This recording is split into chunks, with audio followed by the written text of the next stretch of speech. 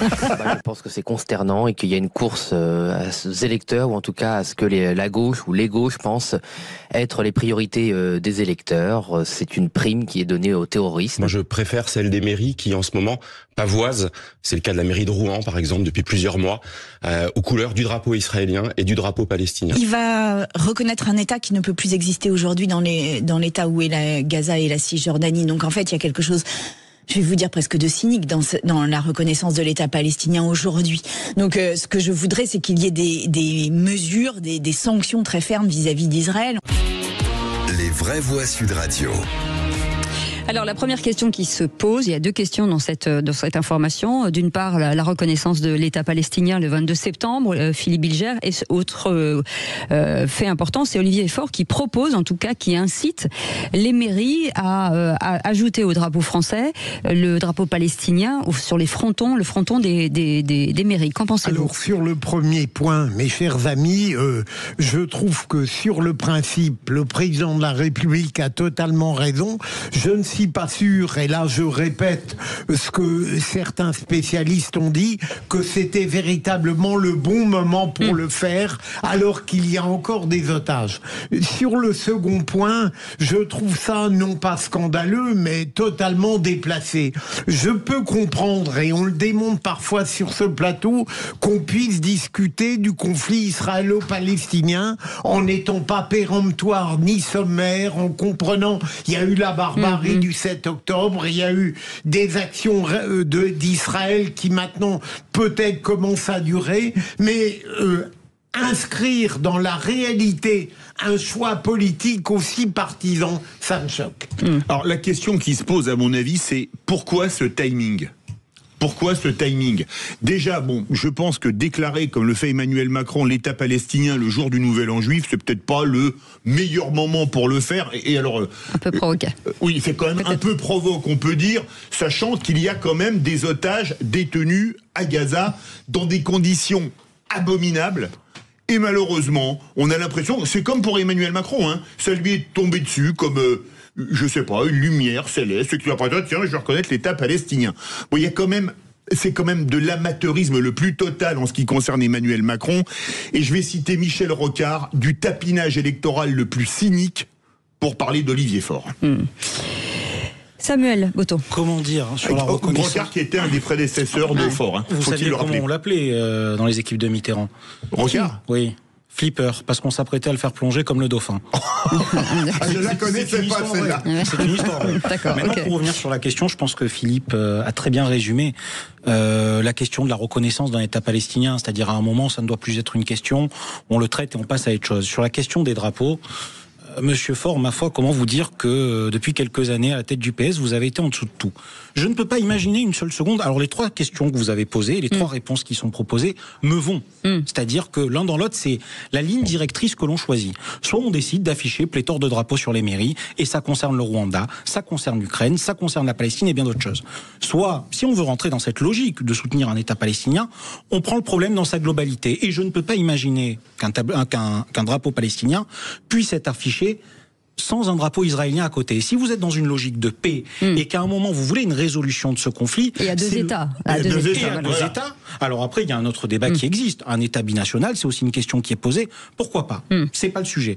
Mais tout ça pour dire aujourd'hui à ceux qui véhiculent un message de paix et qui veulent stopper ce conflit, vous ne pouvez pas afficher un drapeau sans en afficher un autre. Et après, pour rebondir sur ce que disait Philippe David, à un moment, on a d'autres priorités. Est-ce que les mairies ont nécessairement besoin d'être revêtues de drapeaux pour commémorer quelque chose ? Restons dans une neutralité. On a un devoir de neutralité en tant qu'institution et institutionnelle, et à un moment, il faut le conserver. Déjà, c'était compliqué avec le drapeau européen, Philippe, vous vous souvenez ? Bien sûr, mais précisément, Philippe, vous indiquiez, il y a d'autres priorités, mais je me demande si c'est pas en pleine conscience de priorité capitale qu'Olivier Faure nous détourne de celle-ci en nous parlant d'un drapeau palestinien. C'est tout de même d'une démagogie crasse. Est-ce qu'on divise quand on fait ça, encore plus ? Est-ce qu'on divise ? Alors, ça dépend. Est-ce qu'on divise ? Je peux aller plus loin dans votre question. Est-ce qu'on divise l'électorat du nouveau Front populaire? C'est la question subliminale que vous posez. Non, c'était un trait d'humour. Est-ce qu'on veut essayer de diviser une partie de l'électorat de Mélenchon pour le récupérer dans l'électorat PS? C'est là où je voulais en venir. Mais oui, mais surtout, ce n'est pas le moment. Et je le dis, je le répète, celui qui a quand même mis le feu aux poudres, il a un nom. Il s'appelle Emmanuel Macron. Parce que décréter comme ça, alors qu'il n'a même pas consulté la représentation nationale. Alors je veux bien qu'en France, on ait une constitution un peu monarchique, où le président fait un peu ce qu'il veut, comme il veut, quand il veut, mais il n'a consulté personne, et comme ça, il dit, moi je vais reconnaître un État palestinien. Ça aurait pas été bien de consulter les députés, les sénateurs? Il veut peser dans l'histoire, peut-être Non, il veut montrer qu'il existe encore. C'est ça. Il est surtout dans le rôle du président à qui est réservé les questions internationales. Et il s'en empare parce qu'aujourd'hui, il lui reste ça, parce que il faut vraiment qu'il se tienne à distance, voilà, des affaires de l'intérieur et qu'il laisse son nouveau Premier ministre vrai. Mais après, sur la question d'une reconnaissance d'un État palestinien, il ne fait qu'embrayer le pas à d'autres chefs d'État qui ont déjà pris cette voie. Reconnaître un État palestinien, très bien. Maintenant, la question centrale aujourd'hui, c'est comment est-ce qu'on met fin à ce conflit? On va en parler dans quelques instants. Vous bougez pas. 0826 300 300. Vous voulez réagir à ce débat? Vous êtes les bienvenus. Et puis, dans un instant, on reviendra aussi sur cette plateforme de covoiturage spécialisée pour acheter des cigarettes dans les pays frontaliers, ce qui fait bondir les buralistes. On va en parler. À tout de suite. Sud Radio. Sud Radio. Parlons vrai. Parlons vrai. Sud Radio. Parlons. Les vraies voix Sud Radio. 18h-20h. Cécile Doménibus, Philippe David. Et avec Philippe David, effectivement, et Philippe Bilger qui est avec nous, Samuel Botton, expert en communication chez Step Conseil, et vous, 0826 300 300. On revenait sur cette information, Emmanuel Macron qui devrait le 22 septembre prochain reconnaître l'État palestinien au nom de la France, et Olivier Faure a proposé, en tout cas, a incité les mairies à arborer le drapeau palestinien sur leur fronton. Samuel est avec nous, un autre Samuel qui nous appelle de Paris, au 0826 300 300. Bonsoir Samuel, merci d'être avec nous en direct sur Sud Radio. Votre avis sur cette question, sur le drapeau palestinien sur les mairies, est-ce que c'est normal, scandaleux, électoraliste? Quel est votre avis? Alors déjà, bonsoir à tous. Alors oui, moi je pense que cette idée qu'a donnée Olivier Faure concernant la mise en place d'un drapeau palestinien dans les portons des mairies, ce n'est qu'à visée électoraliste. On va pas se voiler la face. On voit bien que les élections approchent, que le PS sont dans un ballonnement défavorable avec LFI, et donc automatiquement ils sont obligés de récupérer une partie de cet électorat pour pouvoir renforcer leur position. Et on va pas se mentir, aujourd'hui, quelles sont les mairies jusqu'à présent qui ont mis un drapeau palestinien dans leur fronton? Ça va être que des mairies de gauche, des mairies communistes, des mairies qui sont affiliées à la France insoumise. Donc on voit bien que ça, c'est vraiment d'un point de vue électoraliste, et vraiment plus que par bonté d'esprit que de mettre un drapeau palestinien. Parce que ça va changer quoi, grosso modo, à part justement peut-être faire déplacer la problématique aujourd'hui que les Français rencontrent dans leur ville, c'est-à-dire l'insécurité ou les problèmes de voirie. En fait, c'est déplacer ça d'un point de vue international qui n'a aucun intérêt. Mais est-ce qu'il faut... Allez-y Philippe. Mais est-ce que vous croyez, désolé, c'est machiavélique, que ça peut porter électoralement? Parce que si vous prenez une mesure électoraliste, 17% des auditeurs de Sud Radio disent que c'est une mesure électoraliste. Est-ce que pour vous, elle peut porter électoralement? Évidemment, et je vais vous dire même plus. Aujourd'hui, on parle des drapeaux palestiniens, même si on peut le décaler. On vous perd. Samuel, on vous perd. Je ne crois pas que ça peut porter électoralement, parce que les gens vont voir à quel point l'attitude d'Olivier Faure est d'un suivisme total. On sait qu'LFI est dans ce registre totalement injuste, et je crois, et ça ne me fait pas bouger mon humeur, que en réalité ça va être contre-productif. On a récupéré Samuel. Oui, donc je disais rapidement que on voit bien qu'il y a même certaines mairies de droite qui eux mettent un drapeau israélien, et des mairies de gauche mettent un drapeau palestinien. Donc il y a vraiment cette idée de se dire... Nice par exemple qui met un drapeau... Christian Estrosi, Saint-Mandé, la mairie du 16e. Donc on voit bien que vraiment il y a un vrai impact. On peut le voir parce que sinon il l'aurait pas fait. Il y a vraiment une différence aujourd'hui entre mettre un drapeau palestinien et israélien en fonction de son électorat. Et ça se voit aujourd'hui dans les mairies qu'ils mettent. Samuel, bougez pas. Samuel Botton, est-ce qu'on a un devoir de neutralité quand même, une mairie? Totalement. Je pense qu'il faut, ne serait-ce que pour préserver les citoyens, parce que c'est aussi des questions qui peuvent créer énormément de cassures d'un point de vue social, humain, entre les différents citoyens. Et le rôle d'une institution, c'est de préserver ses citoyens. Ah oui. Aujourd'hui, juste pour rebondir à ce que disait Philippe, il a entièrement raison. C'est-à-dire penser que ça puisse avoir un résultat d'un point de vue électoral, c'est d'une bêtise sans nom. Pourquoi ? Aujourd'hui, le militant LFI, il est convaincu dans son raisonnement, il est convaincu dans son vote. LFI n'a jamais été aussi dur avec un autre parti qu'avec le PS.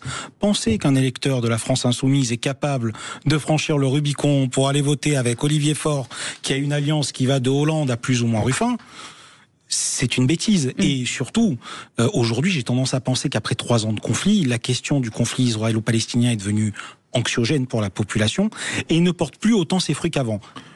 Elle conserve une base très dure, mais ça va pas au-delà. Et on est face à une minorité qui prend énormément d'importance. Non, mais surtout, il y a quand même une question qui se pose à mon avis. Quand on parle d'un drapeau, ça s'appelle un État. Quand on parle d'un État, il y a des frontières. Quand on parle de frontières, il y a un gouvernement. Alors déjà, quelles frontières ? Le drapeau palestinien, ça concerne Gaza, ça concerne la Cisjordanie, ça concerne les deux. J'aimerais savoir quel drapeau entend Olivier Faure. Et je voudrais lui poser une question. Quel régime ? C'est le drapeau du Hamas qui a gagné les élections à Gaza, quand même, faut le rappeler. Bon, depuis qu'il les a gagnés, il n'y en a plus jamais eu. Oui, c'est 2012, j'ai un doute sur l'année, mais c'est assez ancien, oui.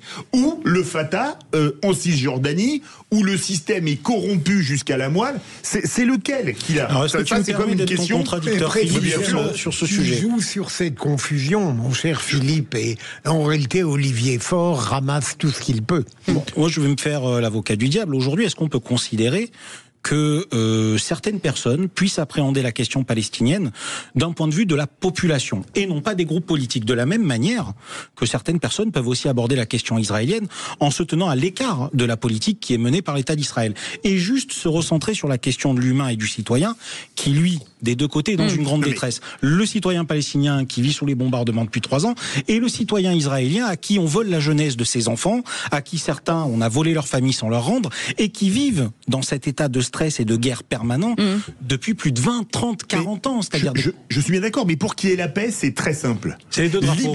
Libérer les otages, premier point. Et deuxième point, que le Hamas dépose les armes. Mais il y a 2 conditions. Mais on se heurte à la réalité des relations géopolitiques internationales. C'est sûr que quand on voit qu'il faut frapper les chefs du Hamas au Qatar, permettez-moi de vous dire que ça pose quand même un peu question sur nos relations avec ce pays, non ?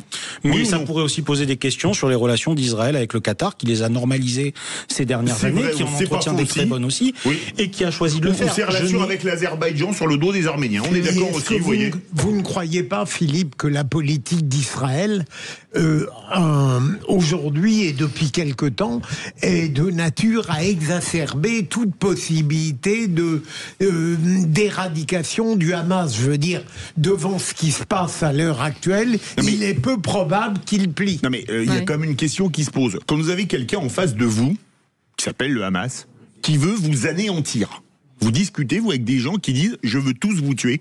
Vous, Philippe Bilger, vous êtes à l'Élysée, vous avez un chef d'État qui dit « moi, je veux vitrifier la France de la carte à l'arme nucléaire dès que j'ai l'arme nucléaire ». Vous le laissez faire, vous parlez avec lui ? Non, mais moi non. Oui. Un petit mot sur l'Espagne, peut-être, sur cette manifestation. C'est important d'en parler aussi. C'est le pays, je ne comprends pas le socialisme espagnol, c'est le pays le plus inféodé à une vision partiale, partisane de la géopolitique. Qu'est-ce qu'ils cherchent à démontrer qu'ils sont capables d'aller encore plus loin ? Je ne sais pas. Samuel, le mot de la fin. Oui, il me semble que le Premier ministre espagnol a félicité les manifestants. Oui. Voilà, ça permet de... Non, c'est le Premier ministre. Il me semble que ça pose relativement le contexte et l'idéologie du gouvernement. Se pose la question, est-ce qu'en Espagne c'est comme chez nous et c'est à des visées électoralistes ? Est-ce qu'il y a une motivation derrière ça ? Puis après, la Vuelta, oui, effectivement, a été marquée par de nombreuses étapes qui n'ont pas pu aller à leur terme du fait des manifestants. Bon, voilà. Merci beaucoup, messieurs. Allez tout de suite.